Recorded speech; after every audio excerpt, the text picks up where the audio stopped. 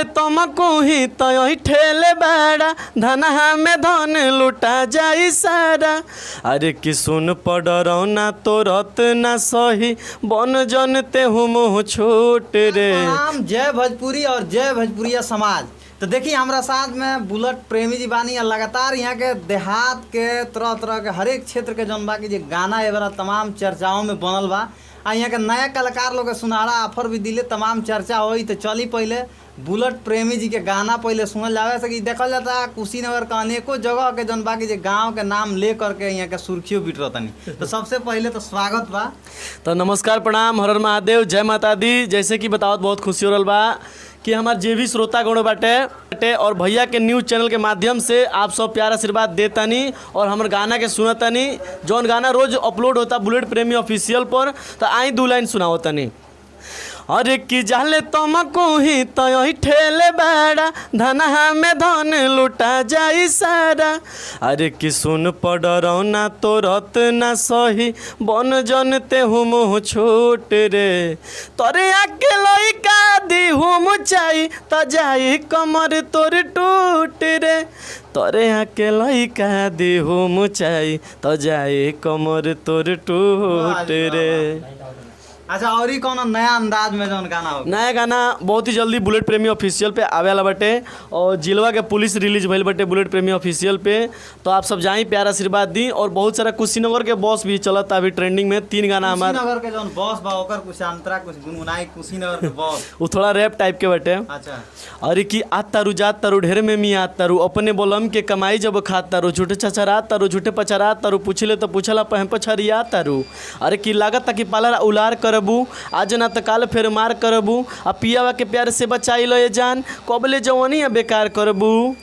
अरे कि बगली में पैसा पैसा के करी लॉस आवा गोरी धय आवा गोरी ले तो के कोरावा में कस हई बस बस बस कुशीनगर के बस।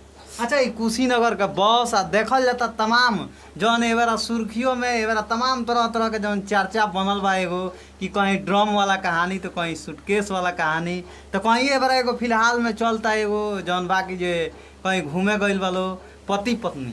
हाँ चलता मैटर तो हमू देखनी है पूरा चलता मैटर तो हमू देखनी है। आखिर ये सब कहाँ से समाज में आता है? ये सब पर बोले इनको समाज के सुधारक गाना ना गाइले ये सब गाना निकले वाला बटे ए पर निकले वाला बटे। अच्छा। बहुत ही जल्द आवे वाला बटे। ये सब कहाँ से आ जाला देखो तो नया लोग जो नवयुवक बा शादी आपके भइल बा कि ना? नहीं के भाई नहीं क्या भाई नहीं बताइए एबारा के जौन है डिजिटल जमाना के युग में जौन देखल जाता शादी करे के मन करता कि ना तनको ना अबे ना पहले अपन लाइफ बनावो ओकरा बाद मम्मी पापा के पसंद जौन हो तटे तो अपन पसंद से शादी करो। अच्छा हाँ। अच्छा हई सब जौन घटना होता रही सो ये सब प्यार मोहब्बत है।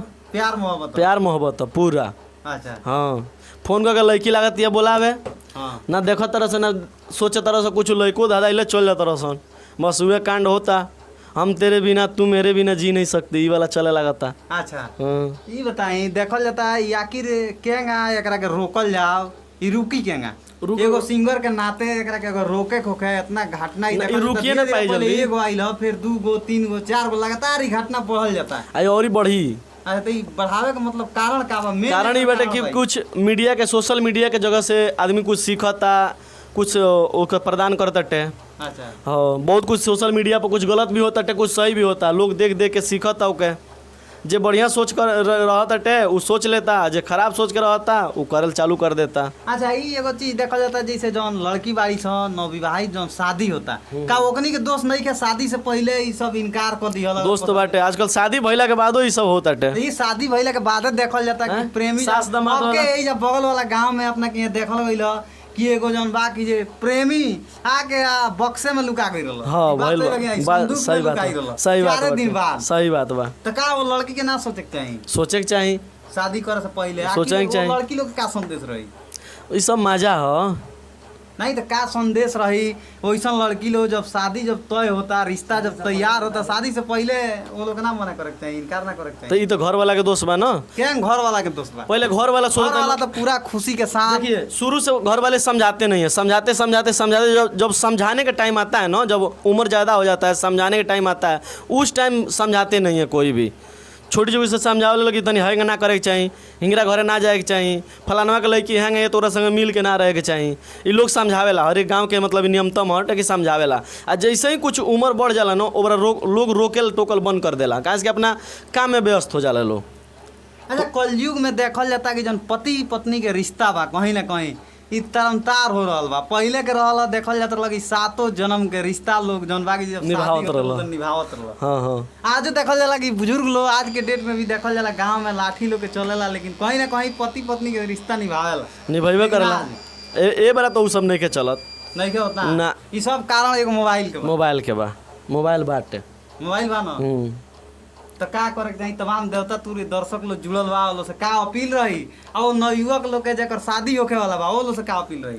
कुछ ना, बस जगह चलत होंगे चले देस लो, जरा समझ में आवत उ बंद करिए, जरा नहीं समझ में आवत ना बंद ना करी। बंद करी तो भुगताना अपन तना बर उ खुद ओकर कारण बन जाई, अच्छा ओकर कारण उ खुद बनी, खुद कटाई, खुद ड्राम में जाई। सारा दोस्त लड़की के रहता, लेकिन लड़का पर सारा उ बीता तटे, घर परिवार चाहे जे भी बाटे, केस फौदारी है न तनम सब